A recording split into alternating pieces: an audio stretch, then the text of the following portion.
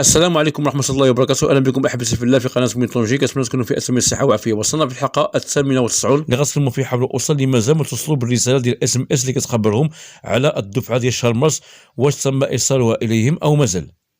إذا كل ما عليكم تشاهدوا مع الفيديو إلى آخره، ثم ما تستهدرون الإعجاب والاشتراك في القناة وتفعيل الجرس لكي يصلكم إن شاء الله كل جديد. وكذلك كنتمنى أي واحد يبارطاجي الفيديو مع كل عائلة الأسر اللي كيتسائلوا على الدفعة الرابعة أو الدفعة ديال شهر مارس، واش تم ارسالها اليهم، لان الرساله مازال ما توصلوا بها. واش تم ارسالها اليهم او مازال. قلنا الاسر اللي هما مازال ما توصلوا بالرساله ديال اس ام اس اللي كتخبرهم على الدفعه الرابعه او الدفعه ديال شهر مارس، واش تم ارسالها اليهم او مازال. فكما حصل في الدفعه الاولى والدفعه الثانيه والدفعه الثالثه، ففي هذه الدفعه الرابعه كما قلنا مازال كنقولها بان الرساله راه ماشي مهمه. اللي مهمه هي ان كتمشيو للمنصه ديال الدعم الاجتماعي ثم غتلقاو الدفعه ديالكم واش تم ارسالها اليكم او مازال. فهنا هذه الرساله هذه كاين بعض الاسر اللي مازال ما توصلوا بها، كاين بعض الاسر اللي هما خداو الدفعه ديالهم وجاتهم الرساله روطار بسبب ان هذا المشكل كيبقى عندهم هما، لان كاين اللي خدا الدفعه وعاد جاتو الرساله ديال اس ام اس اللي كتخبروا بان تم ارسال اليكم الدفعه عبر منصه ديال الدعم الاجتماعي المباشر.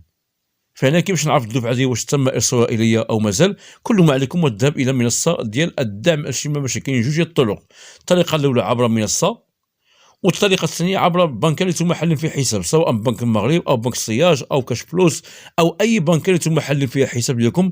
فقط هي كتمشيو للبنكه كديروا معكم بطاقه التعريف الوطنيه الخاصه بكم، ثم بعد اذن غتعرفوا الدفعه ديالكم واش تم ارسالها اليكم في البنك اللي نتوما حالين فيها حساب ديالكم او مازال.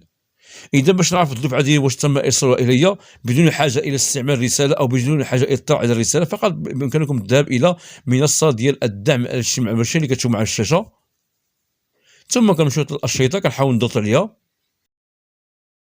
بعدين كنمشيو في الفضاء الخاص باللون الاحمر كنحاول نضغط عليها، ثم كتظهر معنا الصفحه هذه اللي فيها جوج الخانات اللي غنحاول نعمرهم. في الخانه الاولى ادخل المعرف المدني الاجتماعي الخاص بكم، وفي الخانه الثانيه كنحاولوا نعملوا هذا الرمز كما هو في الصوره، يعني سهله ما كاين تما حتى شي حاجه صعيبه. اذا باش بلا ما نطول عليكم غنحاول نعمر هذه المعلومات ثم نعود اليكم بعد قليل. ممتاز. بعد ما عمرنا المعرف المدني الاجتماعي الخاص بنا وعمرنا هذا الرمز كما هو في الصوره، كنحاول نضغط على التاكيد في هذا المكان هذا، ثم كتظهر معنا الصفحه هذه اللي فيها المعرف المدني الاجتماعي قيدنا كما هو. بعدين كتظهر معنا واحد النافذه اللي مكتوبه فيها الدخول. بمجرد انك غتضغط على الدخول في هذا المكان هذا غيجيك واحد الرمز في الهاتف ديالك اللي هو عباره عن رساله اس ام اس اللي فيها واحد الرمز مكون من 6 ارقام. هذاك الرمز غتدخلوا مول هذه الصفحه هذه. انا غنحاول نضغط على الدخول ثم نشوف شنو غادي يوقع. ممتاز. هنا كتظهر معنا النافذه هذه اللي مكتوب فيها مرجو ادخال الرقم السري. هذاك الرقم السري اللي هو عباره عن واحد الرمز غيجيك في الميساج في الهاتف ديالك. هذاك الرقم الهاتف اللي تجنبي في سجل وطن السكان، تجنبي في اجتماع موحد، تجنبي في التغطيه الصحيه الاجباريه او متضامن، غيجيكم واحد الرمز في الهاتف ديالكم اللي هو مكون من 6 ارقام. غتحاولوا تدخلوا في هذا المكان هذا. ممتاز. لاحظوا معنا ها هو جانا الرمز كما هو في الصوره، غادي نحاولوا ندخلوه في هذا المكان هذا. بعد ما قمنا بادخال الرمز كما هو عندنا في الصوره غنحاول نضغط على التاكيد، ثم كتظهر معنا الصفحه هذه اللي فيها مرحبا بكم في فضائكم الخاص اللي فيها كل المعلومات الخاصه بنا، بما فيها رقم البطاقه التعريف الوطنيه، رقم الهاتف، رقم المعرف المدني الاجتماعي الخاص بنا، ثم التغذيه، ثم العنوان. دابا بغينا نشوفوا الدفعه ديالنا واش تم ارسالها الينا او مازال. كل ما علينا هو الذهاب الى الاشرطه كنحاول نضغطوا عليها. بعدين كنمشيو للخيار الثالث اللي هو مبالغ المدفوعه كنحاول نضغطوا عليها،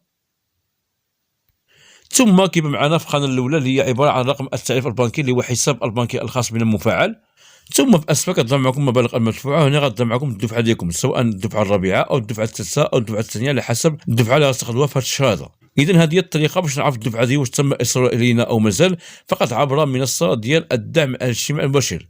كنمشيو تما وهنا كتطلعوا على الدفعه ديالكم عبر الصفحه هذه، وهنا غتلقاو عندكم الدفعه ديالكم سواء من حشريه او اعانه جزافيه.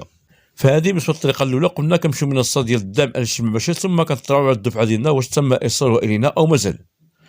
اما بالنسبه للطريقه الثانيه، وصل ما عندوش هاتف ذكي او ما عندوش هاتف ديال البصمات، فقط بالذهاب الى بنكه اللي هما محلين فيه حساب الخاص بهم، سواء بنك الصياج او بنك المغرب او كاش فلوس او بلاد بنكي او بنك الشعبي او اي بنك انتم محلين فيه حساب. ثم غتلقاو الدفعه ديالكم واش تم ارسالها اليكم او مازال. فقط غنمشيو البنكه اللي نتوما حالين فيها حساب، بعد اذن غتلقاو الدفعه ديالكم في البنكه اللي نتوما حالين فيها حساب الخاص بكم. اذا هذا الفيديو كان خاص بالاسر اللي كيتسالوا حول الرساله اس ام اس اللي مازال ما توصلوا بها الاسر اللي كتخبرهم على الدفعه الرابعه او الدفعه ديال شهر مارس واش جات ولا مازال. كما قلت في الفيديو ده ان الرساله اس ام اس راه ماشي مهم، اللي مهم هو انني نطلع على الدفعه عبر منصه ديال الدعم الاجتماعي المباشر او نمشي للبنك اللي انا حل فيها حساب الخاص بيا، سواء بنك السياج او بنك كاش بلوس او بنك الشعبي او اي بنك اللي انا حل فيها حساب الخاص بيا. كنتمنى كل واحد يبارطاجي الفيديو مع كل العائلات والاسر اللي كيتسالوا على الرساله اللي مازال ما توصلوا بها. كما قلت ان الرساله راه ماشي مهم، اللي مهم هو انكم تمشيو منصه باش تطلعوا على الدفعه ديالكم او تمشيو للبنك اللي نتوما حلوا فيه حساب الخاص بكم. وفي الختام فضلوا نساء امر تبقوا لنا بالزر والاعجاب والاشتراك في القناه وتفعيل الجرس لكي يصلكم ان شاء الله كل جديد، والى فيديو اخر ان شاء الله. والسلام عليكم ورحمه الله وبركاته.